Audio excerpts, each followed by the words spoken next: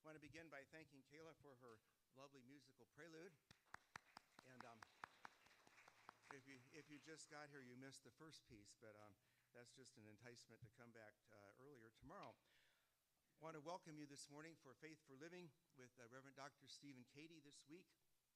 And I want to share with you that there are forms on the back table for recording. Several have asked me who had to miss yesterday for one reason or another if it's being recorded, and indeed it was. And these sessions are also being recorded. And the recording form is on the back table. And if you fill out one of those and take it to the administration office, you'll have that soon, probably soon after the end of the week. Mike Malakar will send you an MP3 file, and you'll have it then. And we just ask you that you not share those beyond yourself, that you not pass it around, but people get their own copy.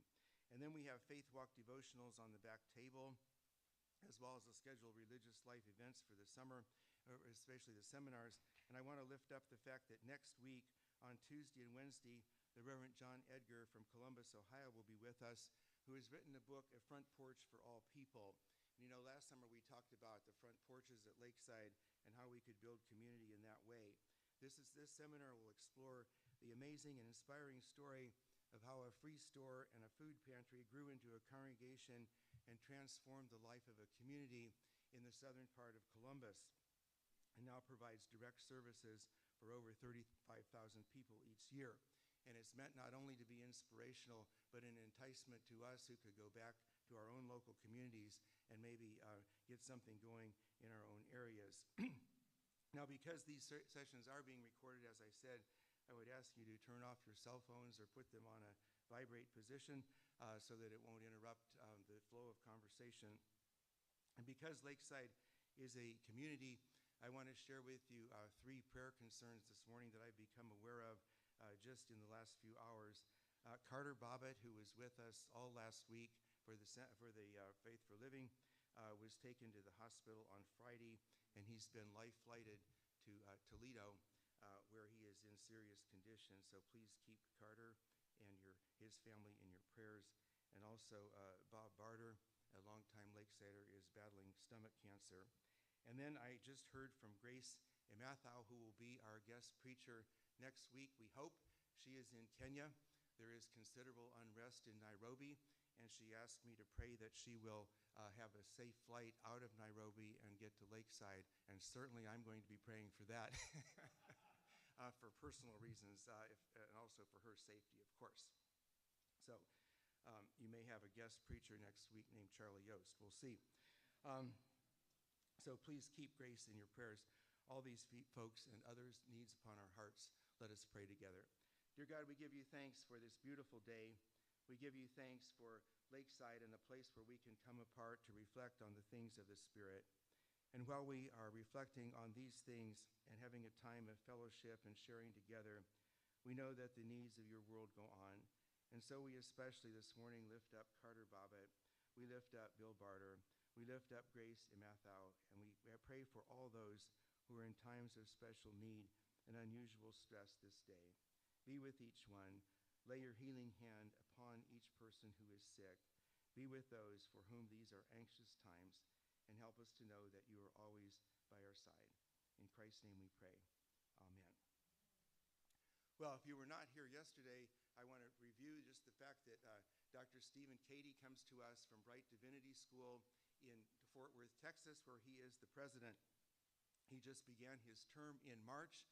He was before that the senior pastor at Asbury First United Methodist Church in Rochester, New York, a congregation of 2,300 members, which is doing some significant ministry in that place.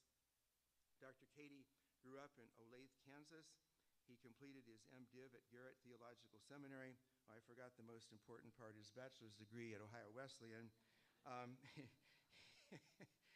His PhD from Princeton Theological Seminary, where he worked with folks to look at the spirituality of Howard Thurman, who came to Lakeside on numerous occasions. And then I wanted to share with you also that Stephen and his wife Emily have 3 children, and Emily and the children are home getting ready to move across across the country from Rochester to Fort Worth, Texas this week. So let's also keep the Cady family in our prayers. And without taking any more of his time, would you give a warm Lakeside welcome to the Reverend Dr. Stephen Cady? Thank you so much, Charlie. Well, first of all, thank you so much for having me. It was really great to be here yesterday. It was such an honor to preach in the Hoover Hall, and as I've heard about it for so long, for so many people, somebody asked me yesterday, how had I heard about it?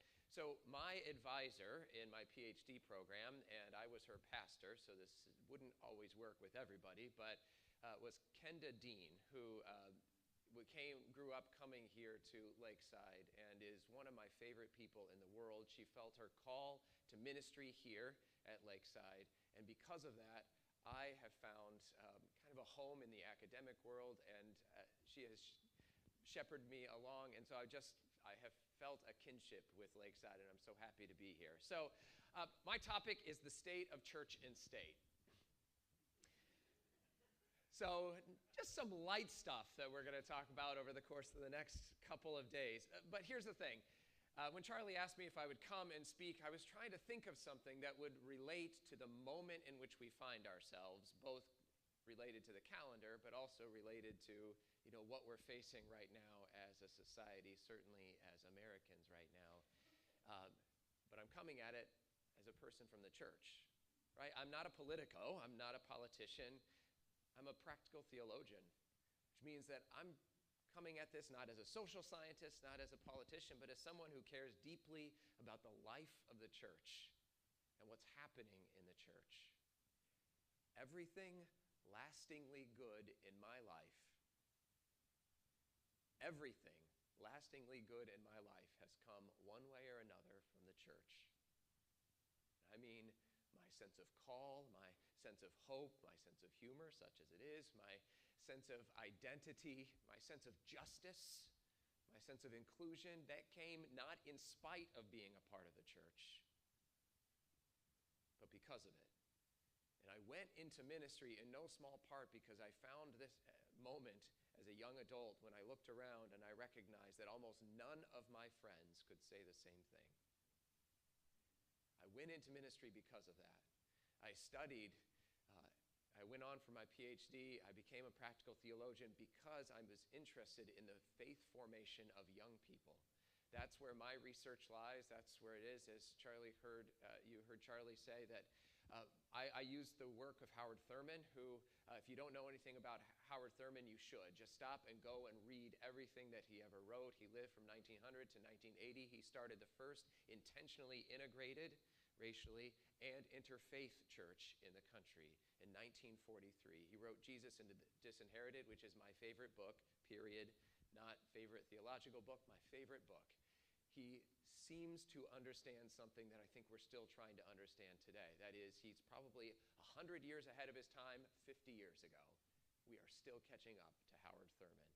So I use the theology of Howard Thurman to try and make sense of the worship practices of young people, the faith formation of young people. As you'll hear in this presentation especially, that is sort of where I still come at this from. What does this mean for the young people that we are working with that are coming into the church, or right now, not coming into the church or leaving the church? Does that make sense? Okay, so I just wanted to give a little caveat up front about how I'm approaching this. So we're going to spend over the course of the next 3 days, starting today, we'll talk about the state of the church. So this will be about what's happening in the church, what the statistics are showing, how things are going. It'll give you a little bit of my research, just a little bit. I could talk about that for the whole time, but I'm just going to give you a little sense of my research. And then we're going to talk tomorrow about the church of the state. A word on that in a second.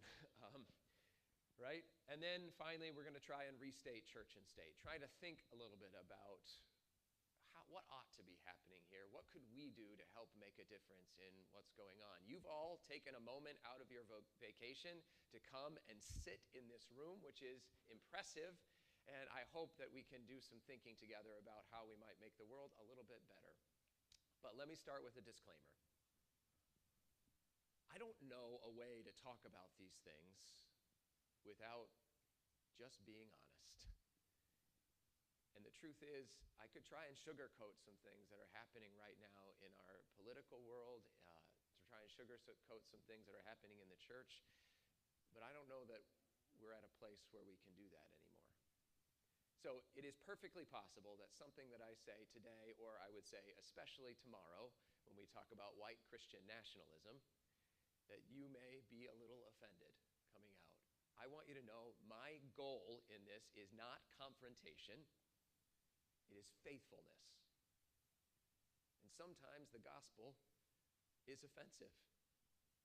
And it asks us to do things that we wouldn't normally do and to step into things that we wouldn't normally step in. And yet that is what our faith calls us to do. I want you to know I'm not intending to offend. And I hope to have some honest and earnest conversation, and I can only come at it from how I come at it, which is to be me and to be honest with you about what I really think about these things. Does that seem fair? Okay, so disclaimer out of the way. All right, so a little bit about me. I'm the husband of Emily and the father of Ellie, Charlie, and Hannah. We are in the process, literally, of moving from Rochester, New York to Fort Worth, Texas. I have spent, I went to Ohio Wesleyan. I just wanted to remind you all of that, the greatest undergraduate institution in the country. I said at the beginning that everything lastingly good in my life has come one way or another from the church. I include Ohio Wesleyan in that. I was the first person in my family to go to college, so I didn't really know what I was doing. I told somebody yesterday that I went to the school counseling office, and I went to the computer, and they had a CD-ROM before computers were connected to the internet, and I typed in Methodist and theater, and Ohio Wesleyan popped up, so that is where I applied. It is the only school I applied to, 12 hours away from my home in Olathe, Kansas. I have no idea why. It was the best decision I ever made. I met my wife there, and I have loved it. My daughter Ellie is looking at Ohio Wesleyan and Denison.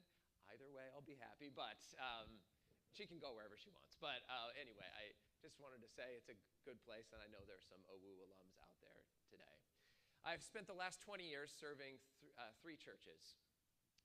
Park Ridge Community Church in Park Ridge, Illinois, so that's a suburb of Chicago. Kingston United Methodist Church in Kingston, New Jersey, and Asbury First United Methodist Church in Rochester, New York. Park Ridge was about 500 members. Kingston, when I got there, there were 13 of us. That was different. And that included me and Emily and Ellie and maybe even my son in utero. At the time, we wanted to count everybody walking by the door. And then Asbury First, which was a larger congregation that I would say was getting into some good trouble in the city of Rochester, trying to take on some anti-racism work, a lot of anti-poverty work, doing our best. We were an affirming congregation. In the Methodist Church, we call that a reconciling congregation, but we led into our welcoming LGBTQ members and doing our very best to be a church that was speaking prophetically about what was actually happening in the world. That is, as I was saying to a friend yesterday, right? I could stand up and preach cotton candy every Sunday, and people might eat it up, but eventually the body of Christ would shrivel and die. Right? At some point, we have to have something of substance. You'll hear me speak about this a little bit later on when I talk about my own research. So this is where I'm coming from. But in March, I moved to Fort Worth, Texas, while my kids were finishing school in Rochester to become the president of Bright Divinity School. So I stepped out of the pulpit and into a presidency, which is sort of a scary thing to do because I love the church.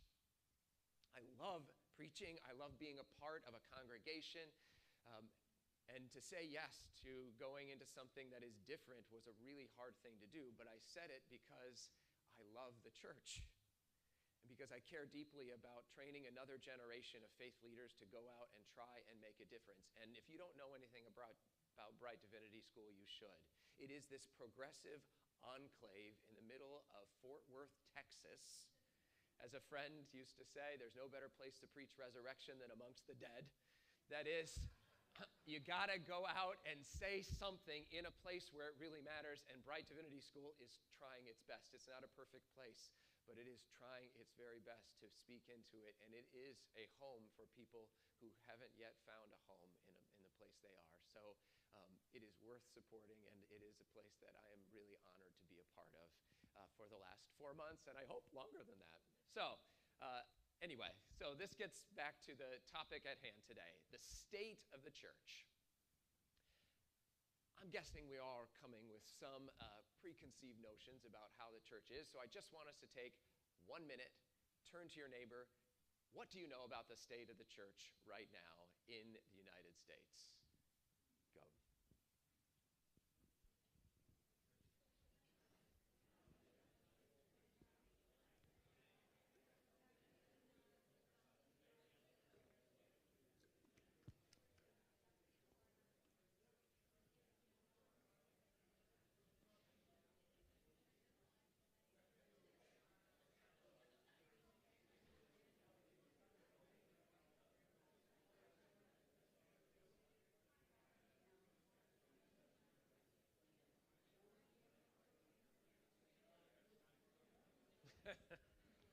Fair.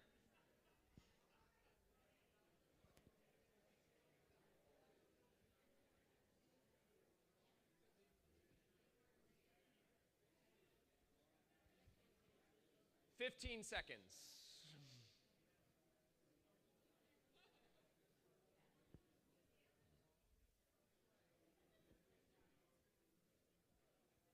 Is it okay to be standing here? Is this okay to be standing here? Okay.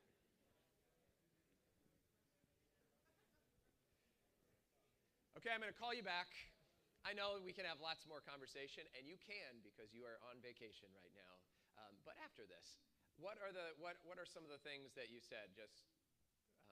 What are some things that you know about the state of the church right now? Division, yes. Struggling, yes. Say that again. People leaving the church, yes. In decline. Turmoil.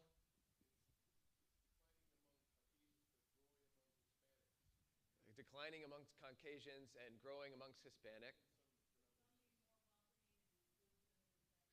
Yeah, some being more welcome and inclusive, and some, and by default, some not, right?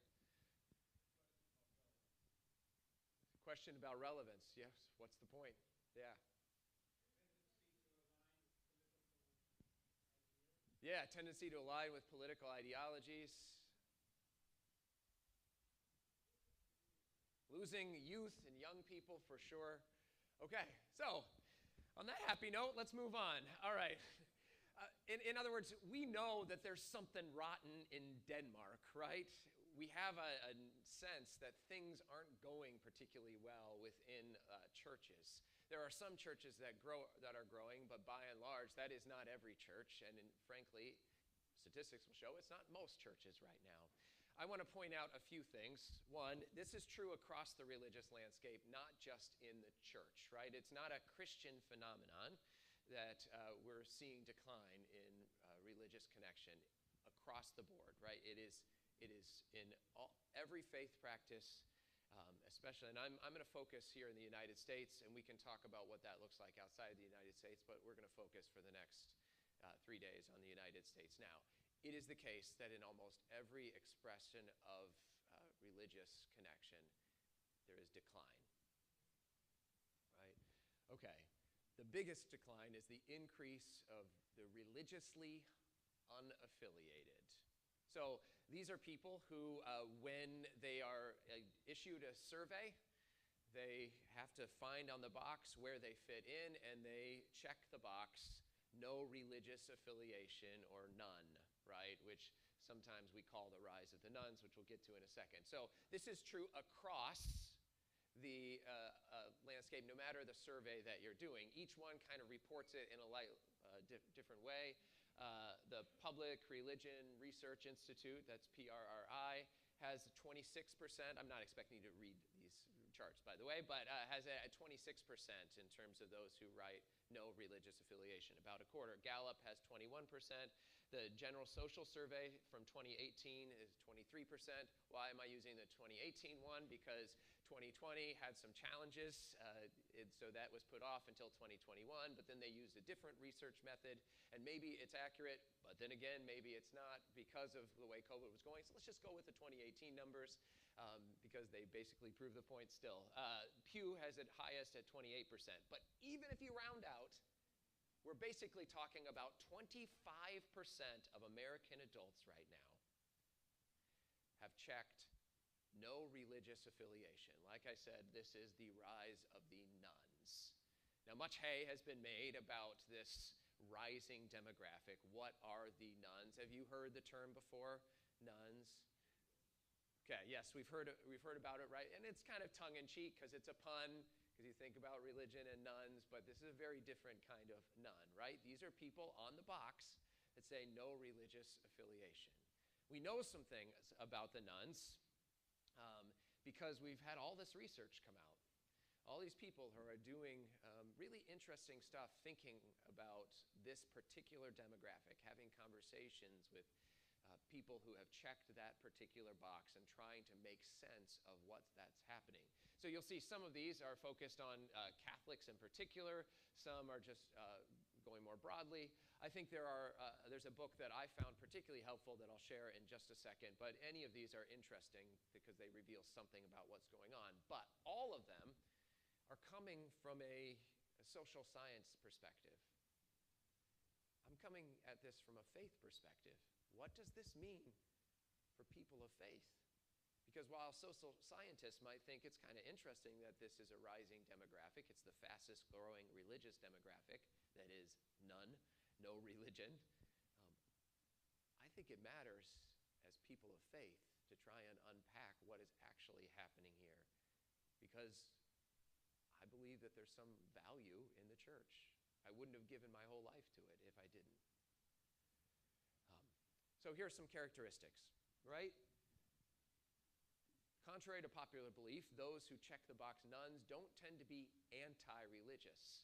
Sure, there are some that qualify as that. In other words, these are not all reading the God delusion and saying, yeah, we're militant atheists.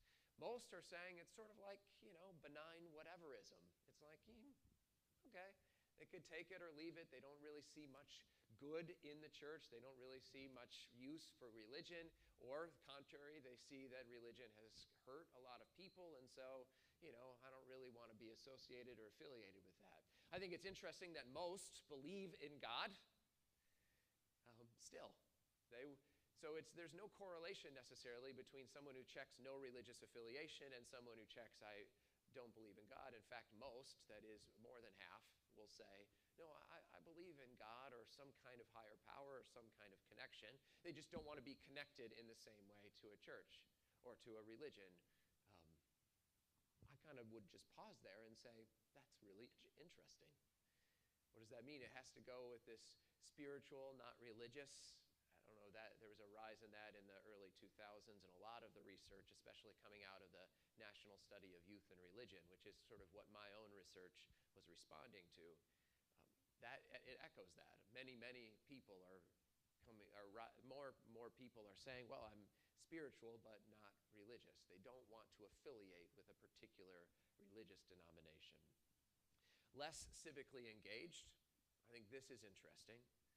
Those who check the none box find fewer places in which to engage within the civic life of the world, whether that be in kind of the public life of the voter registrations and those projects or social kinds of well-being functions, right? So I think a gift of being a part of a religious community is you can find ways to engage and help those who are in need of help.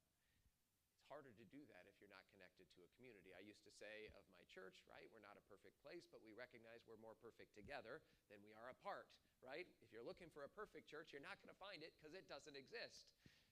But maybe together we can be a little more perfect. We can figure this out. All right, and they tend to be more progressive. We're going to just put a pin in that piece for a second.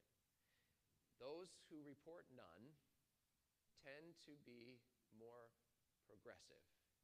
Now, you could say, well, that's because The more progressive you are, the more godless heathen you are like. But I think actually something else is happening there, and that's pointing to a deeper mystery that we'll kind of unpack tomorrow especially. So just remember that statistic as we come into this.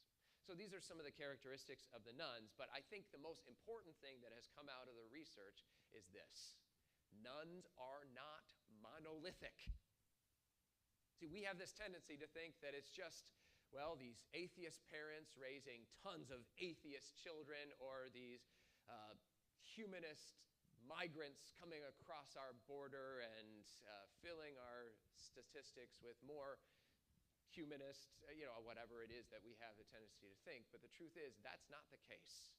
And every single nun has a story. I mean, this is where Howard Thurman comes in for me, right? Howard Thurman helped me understand that we don't turn people into objects. We have to recognize the individuality of every person. We love in the concrete, not in the abstract. It's really easy to say, I love all people, but there's no such thing as all people. There's only individuals, each with a story and a life and a challenge that they're facing, and some means of suffering some suffering they faced in their life. So I think it's really easy to paint with a broad brushstroke, as these statistics tend to do, but it's really important to remember that they're not monolithic, and people are coming at this for all sorts of different reasons, getting to that box and saying, no religious affiliation. So let's look at some of these. I'm not expecting you to be able to read all of these statistics. I'm raising this one to a point. This is current religious affiliation by former religious affiliation. Does that make sense? So people who used to be one, who are something now, who used to be something else. Specifically, I want to point out this. Those who currently report unaffiliated, right? 16% came from evangelical Protestant traditions. 35% come from non-evangelical Protestant traditions. That's your mainline churches, Methodists, your disciples, your Lutherans, your Presbyterians, your Episcopalians. 35% Catholic. And then in these statistics, only 3% non-Christian and 8% unaffiliated. Again, this is from the PRRI. Public Religion Research Institute. That's their numbers. Just hold on to that. Only 8% come from non-Christian. Just think about that for a second. Every other person who's writing no religious affiliation on that box is coming from some other faith background. Does that make sense? Okay. Now it's a little different in the general social survey statistics, and we'll get to that in a second. I found this book perhaps the most helpful in understanding what was going on. One, he has a super nice name, but beyond that, he writes a good book as well. He's British and kind of funny in his book, so I found it just a nice read. But he calls these non-verts, right? These are people who used to be some religion, who have now said, I am no longer affiliating with a religion. I'm checking the no religious affiliation box. These are people who are non-verting, all right? This is from his book, and I couldn't make it color. I'm sure I could, but I don't know how. So the statistic that I want to point out here is this 30%. He says from the general social survey that nuns, people who had religious upbringing, no religious upbringing, are about 30% of the nuns. But whether it's 8% or 30%, the point is more than 2/3 are leaving something else to become nothing. Does that make sense? They are leaving. And while, yes, there are some converts out there, the statistics show that for every one person who converts to a religious faith, you have 5 people that are becoming non-verts, that are leaving religious faith. That is not sustainable. Okay. So this is what he has dubbed, Stephen Bullivant, in his book Non-Verts, a mass non-version. This large group of people over the course of the last 20 or 30 years who have left some faith for nothing. they start noticing this trend somewhere in the mid-90s. We can talk about what that is or why that is. There are some things that we might think about politically that are happening in the world at that point. And there are lots of places that are trying to do statistics. Let me back up one. This is one of those, right? They're trying to make sense of it. PRRI asked some people in their surveys why they're leaving. These are just some interesting questions. One was, you stop believing in the religious teaching, 67% in 2023.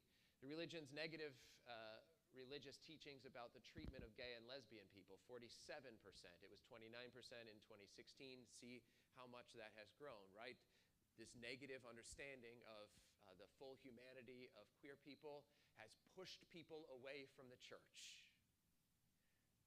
So just think, if you want to plant your flag in exclusion, you are pushing people out of the church.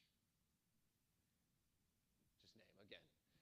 Your family was never that religious growing up.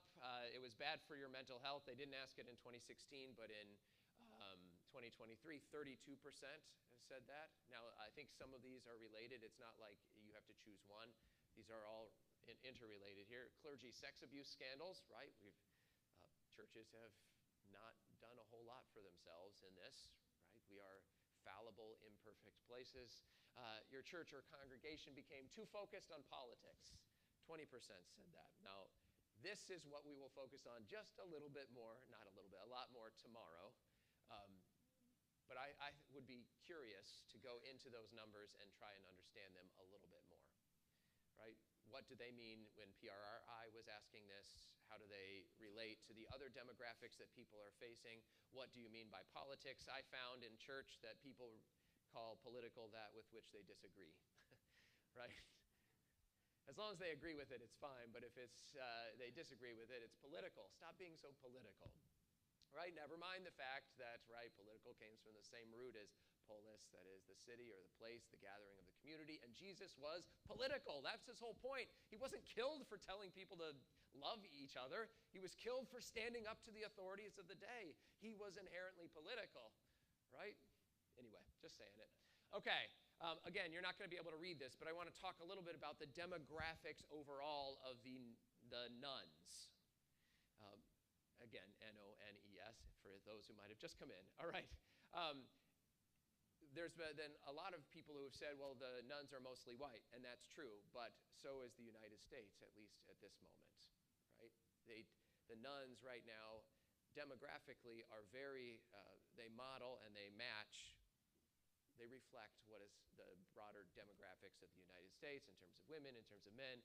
The piece that I am most curious about is this statistic, which is about young people, right? Remember, all my research is about young people and the faith life of young people and the faith development of young people, and I just think it's interesting how this particular demographic is playing out. And if we look at these statistics, you'll notice 34% of adults under 30 say they have no religious affiliation. That's more than a third. 34%. It's 23% in the general population, 34% of those under 30. Now remember, adults, we're talking about 12 years, 18 to 30 here. We're not even paying attention to those who are coming up. And that means we have this very small group that we're looking at, and already we're recognizing this trend. We see this more clearly in this statistic. Gen Z and millennial, 35% have no religious identity, or 36%, I'm looking at millennials right now, identify with a religion but don't practice regularly.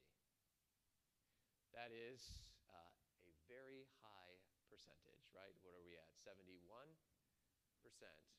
either have no religious affiliation or identify but don't really practice.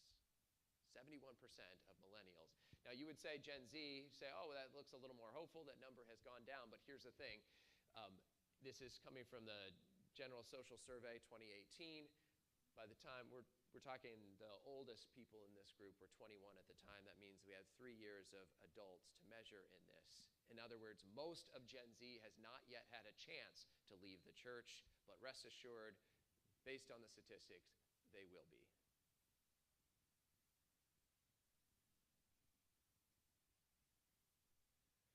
Percentage of nuns broken down by their non-religious upbringing. I would just point to these areas. These 19%, 15%, 10% in 35, 25, 18 and above. These are people who had a religious upbringing and have left. There's something that is going on in the church that is not meeting people where they are. There's something happening that's saying it's okay to walk away, or specifically, I need to walk away. Oops, sorry. So we've talked broadly. This is about the entire religious landscape. But specifically, what does this mean for churches? What is going on for the church? What is going on in churches themselves? So we can look at one statistic here, which is about attendance, which is poor, right? I don't know, maybe you've experienced here at Lakeside. Are there fewer people coming to Sunday morning worship? My guess is yes, because it's true across. Now, I don't know, maybe this is kind of a different place, so who knows? But I would, better than the national average for sure. You can tell there are people, which is better than the national average. Yeah. But still, yeah, it still could be better, right? So I think this is an interesting statistic. Never or seldom, that is 54%, never or seldom go to church. And when you add 14%, only go a few times a year. So that is, what am I at, 68% of people. 68% of people in the United States go to church a few times a year or less. And most of those are less. So 54% never or seldom go. And that is before COVID. Right? I don't know if you had COVID in Ohio. We did in New York. But I will say that pastoring through COVID was one of the hardest things I ever had to do. But it wasn't nearly as hard as pastoring through the presidency of Donald Trump and everything that has happened beyond. But I will say, and I will say it again, that the moment he came down that golden escalator, pastoral ministry changed. It is really hard to respond to. And the trends that were exacerbated in COVID had been going on for a long time. And we are trying our very best to figure out how to respond. So, that's a rosy picture of what's happening in the religious landscape of the United States. Now, I wouldn't be standing here if I didn't think there was hope, and we're going to get to that over the next couple of days, especially on Wednesday. I want to think a little bit about where the hope lies in the midst of this, because I think it's there. And part of the gift of being a person of faith is we have hope, right? I have a friend who does research in social media and with young people, and he was called to this Harvard think tank, this kind of group, and he had all these social scientists and psychologists and people sitting around the table all talking about the deleterious effects of social media on young people, and one person after the other is offering this dire picture, and they are all hopeless, hopeless, hopeless, hopeless. And it came to him, and he suddenly realized this is the gift of faith, because in the midst of this, I know that there is something beyond me, that it's not just mine to fix. And he realized that he had what they didn't, which was hope. I think we have that as well. So why is this happening? I think one place we can look is the church itself. What's going on in churches? This is where, full disclosure, most of my research has been.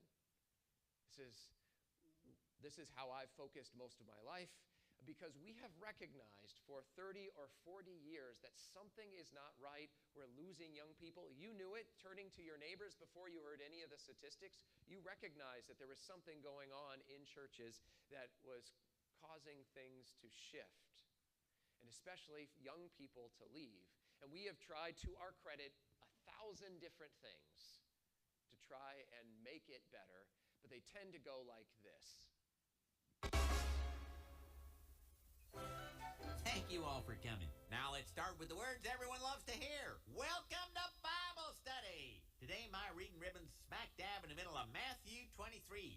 Now let us download the holy tweet of the Lord. Stop making this relatable. Hey, as a youth, if I don't hear a computer word every couple sentences, I am out of here. Duly noted. But we will make sure not to dilute the sacred gospel. Mousepad, double click, Skype, Skype. Matthew 23. Then spake Jesus to the multitude and to his disciples, saying, Hey, my bathing suit came off. Hey, it floats. I think it's funny at the end of this clip, Flanders runs over and he has a piece of glass on the wall that he says break in the case of full male nudity, and it has a fig leaf. Anyway, biblical references. So I think that clip is funny because what it points to is something that happens in churches, right? We tend to speak down to young people and we think, well, what they really need, young people like shiny things, so let's give them shiny things. Let's do as much as we can to try and make it relatable, which means let's try and find the computer words. Let's try and appeal to whatever taste that young person is perceived to have. But remember, we love in the concrete, not in the abstract. And every young person is different, who have different tastes. And while there may be young people who can't stand the organ, there may be other young people who do. And it's not about the music, right? It's about the people and the relationships. So I wanted to unpack this a little bit because this has been the trend in churches to try and find ways of connecting with young people. So I'm going to, normally, when I go through my actual research, I'll take a couple of hours. I'm going to do it in 3 minutes. So I'm just going to give you a sense. We can talk more about it maybe on Thursday or Wednesday if we end up having time. So I engaged in a qualitative research project. I spent a year in 3 United Methodist congregations, chosen for established youth ministries. I wanted to talk with rank and file young people. All 3 had both a contemporary and a traditional option for their young people and for people. I did 38 separate interviews and focus groups, 59 youth, parents, and pastors, all active in their youth ministry. Make sense? I just wanted to talk to people. What is your experience? Especially, I wanted to talk to them about what their experience was of worship. It turns out most of them were miserable. But here's the biggest learning. The youth felt extremely disconnected from the rest of the congregation. Extremely disconnected. These are quotes from actual youth. There's like a line between the adults and the youth. This line came up over and over again, this disconnect between what they were going through, between their lives, between who they were, and the other adults in the congregation. It's not that I don't feel welcome, it's just that I don't feel like I fit in. Right? There's a difference between presence and belonging. It's one thing to say, yes, we love our young people. We pay for their mission trip. We fund their youth room. They go off and they do their little thing over there so that they don't bother us because this is where the real thing is. But we're not ever giving them a taste of why it matters to us. Now, if I had more time to unpack my research, the more interesting thing for me is that parents sort of knew this already and sort of said, yeah, that's just the way it is. There's supposed to be a disconnect. I don't feel that connected either, right? The youth are sitting in church saying to me, I'm here because my parents want me to be here. And I'm talking to their parents, and their parents are saying, I'm here because I want my young person here. You see the problem with that equation here? No one actually wants to be there, right? So no wonder when you get to a point in which you can choose to walk away, you would. Because you've never been given reason to stay. Never a sense of why the faith practices, of what happens on Sunday morning, how it affects the rest of your week, how it affects your Monday morning or Tuesday morning. You don't get to see that in your own parents or in the adults around you. And if you don't, then does it really matter? This is especially true in worship, this disconnect that was felt. I almost cried once in church because I thought eternity in heaven will be so boring, right? This is, they express this idea of boredom over and over and over again, right? The most dreaded part of the service, anybody have an idea? The sermon, right? Every single person I spoke with, every single young person, that's 100%, just in case you're counting, said, when I asked, is there a part of the worship service that you dread? The sermon. Now, the parents kind of echoed them a little bit, but they hedged a little bit. The youth, they were brutally honest about what was going on in the sermon, right? Blah, blah, blah, blah, blah, all right. I paid attention to half of it, then I actually turned into a zombie in the middle of it. She said, then I looked over at my friend, and she was texting, I'm dying, my brain is dying. Now, maybe you've never experienced that in church, but maybe you have. What I love about working with young people is that they are willing to call a spade, right? If they smell a rat, they're not going to sit in the room and pretend like they don't. They're just going to say, there's a rat in this room, and I'm not going to stay here. I think the problem is one of magnitude. So this is my own research and my own writing, and I don't mean size, I mean meaning. Great importance or consequence, affairs of magnitude. That is, these services, our worship, our churches don't offer any weight. Here's the honest question. For me, the question is not why aren't people going to church? The question is, are they really missing anything when they don't? Are they missing anything? Young people in these churches, and likely many others, don't know why worship matters. They don't know why it matters because we don't know why it matters because we've never shared it with them, and we haven't quite figured it out ourselves most of the time. This quote is one that has stuck with me. He said, I think that makes a big difference from where I feel close to God. It's people actually wanting to be there. I heard that over and over. I just want to be someplace where it feels like everyone else wants to be there. Almost all of the young people I spoke with would say that they could experience God in places, but they typically found God in those places of in-between, in nature, along the lakeshore. They found God in those places when they were brought up short by something. Where they didn't find God was in church, and in no small part because they just didn't have any sense of why it mattered. This quote I mentioned to a friend yesterday that changed the way I preach forever. She said, when I asked her why she dreaded the sermons, she said, because I feel like they don't ever move me, and I never have any opinion about them, which is almost worse. Like, I'd almost rather have a controversial, like I said before, like I'll pay attention if it's something I disagree with because I'm like mentally preparing a debate in my head. I'm like, no, that's wrong or whatever, but if it's just like bland and like spoken boring and just like that, nothing of interest, like just like reiterating the context, I just like doesn't do anything for me. Now, I do not believe in being controversial for the sake of being controversial. I don't think that's faithfulness.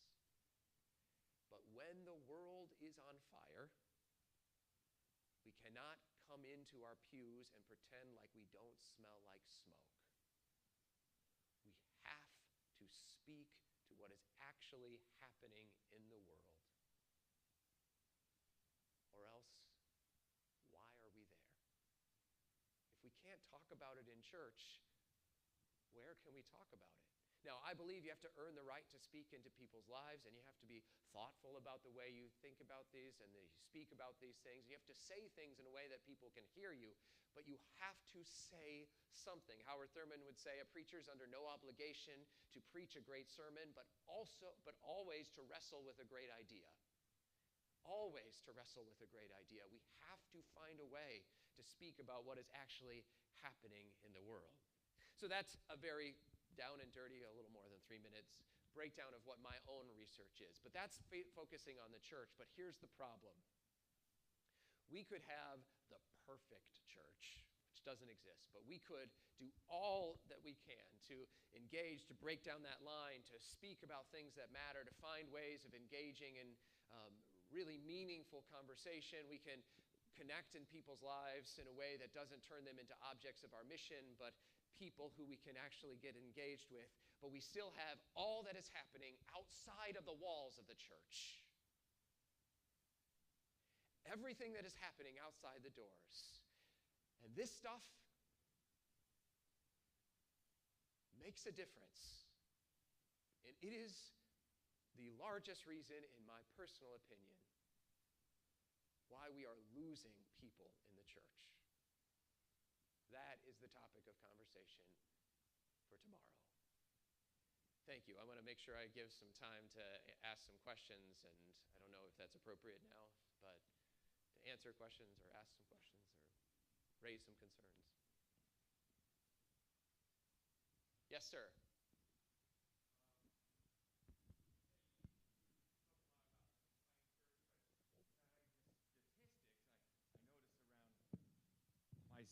Cincinnati and Dayton, where I live, a certain kind of church seems to be growing, and it's like the solid rock church. It's like very heavy rock and strong music and very powerful, very emotional, like sermons.